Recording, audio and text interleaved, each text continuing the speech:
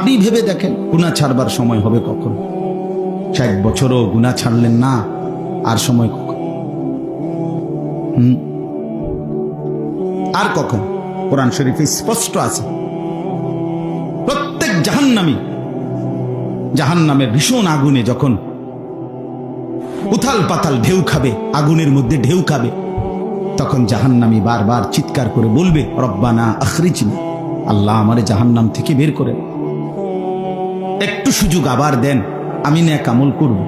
তখন কসম খোদা আল্লাহ তাআলা প্রথম যেই জবাবটা দিবে প্রত্যেক জাহান্নামীকে, আল্লাহ প্রথম জবাবটা বলবে, আওয়ালাম নুআম্মিরকুম, আমি কি তোমাকে হায়াত দেই নাই?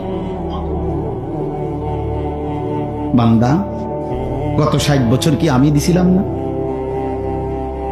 মনে নাই? গত 50 বছর হায়াত দুনিয়ায় যে থাইকা আসছো, সেটা কি আমি দেই নাই?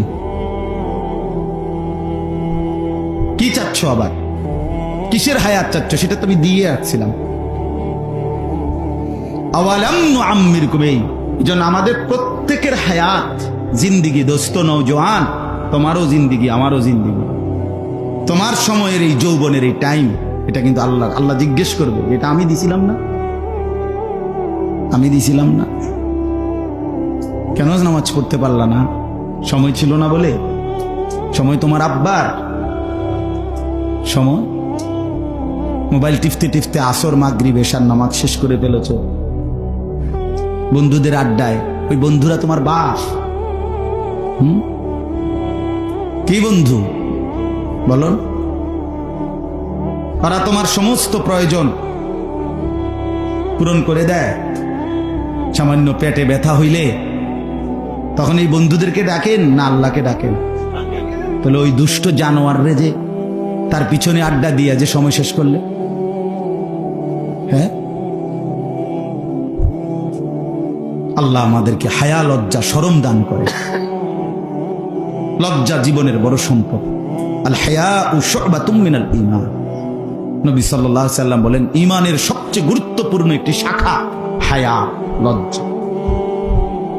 বিবেক, অনুভূতি, তাহা কি করছি, কার জমিনে, কার রিজিক খেয়ে, কার আসমান আর জমিনে আমি নাফরমানি করছি। এই লজ্জাটা আসা, অনুভূতি, হায়া শেষ, অনেক বড় সম্পদ।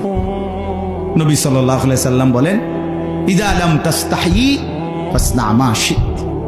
যখন হায়া, লজ্জা চলে যায়, তো যা ইচ্ছা তুমি তাই করো।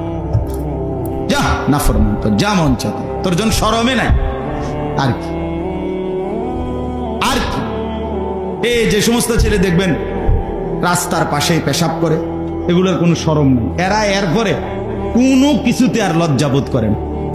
আপনি দেখেন এই ছেলেগুলোর আর কোনো কিছুতে, এতে জন জিন্দেগি কুত্তার মতো বানাইয়ে লাইছে, আর কি হেতে তো শরম খুললে এলাইছে।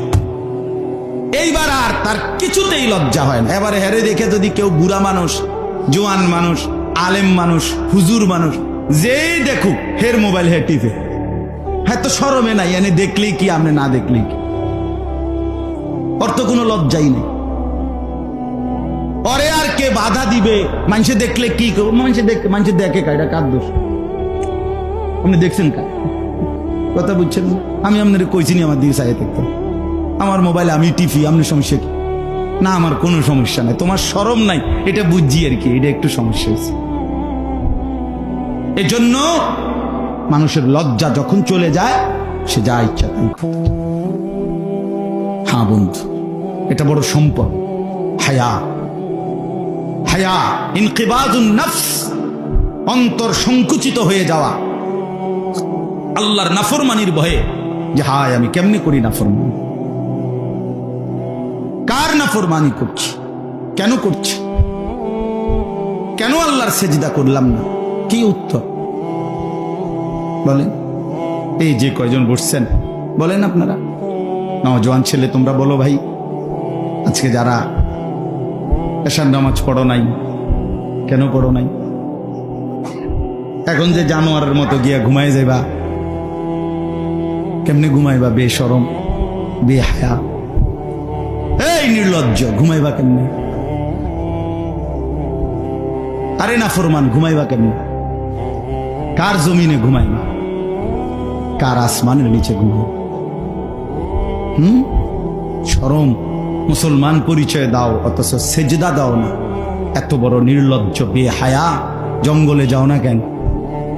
ওরা না বেনামাজি সব, ওই যে হাইওয়ান জানোয়ার যেগুলো সুন্দরবনে থাকে, জানোয়ার। আফ্রিকার জঙ্গলে যাও, তাইলে না তোমার সঙ্গী পাবে। ওরাও তো সেজদা দেয় না।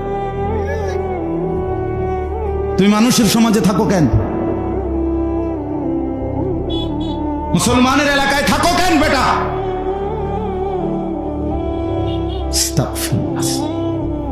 কতটা নির্লজ্জ আপনি কোন মানুষের তো একটা সামান্য কমন সেন্স থাকে। কিরে আমি মুসলমান, আমার বাপ দাদা মুসলমান, আমগো গ্রামটা মুসলমানের, আমরা বাড়ির চারদিকে সবাই মুসলমান, আমগো গ্রামে মসজিদ আছে, আজান হয়, ইমাম সাহেব আছে, হুজুর আছে, মাদ্রাসার ছাত্র আছে। এতটি মানুষের সামনে আমি বেনামাজি অসভ্যর মতো হাঁটি। কি তাই তুই কি প্লাস্টিক রে? কি মানুষ রে? আপনি বুঝছেন না? এটা তো মানে ন্যূনতম লজ্জা নাই, এখানে ন্যূনতম সরব না। এটা একদম বেসরম, একদম বেহায়া। বেনামাজি একদম বেহায়া। ওরে জঙ্গলে মানায়, ওরে জঙ্গলে মানায়, ওরে হাইওয়ান জানোয়ারদের সাথেই মানায়।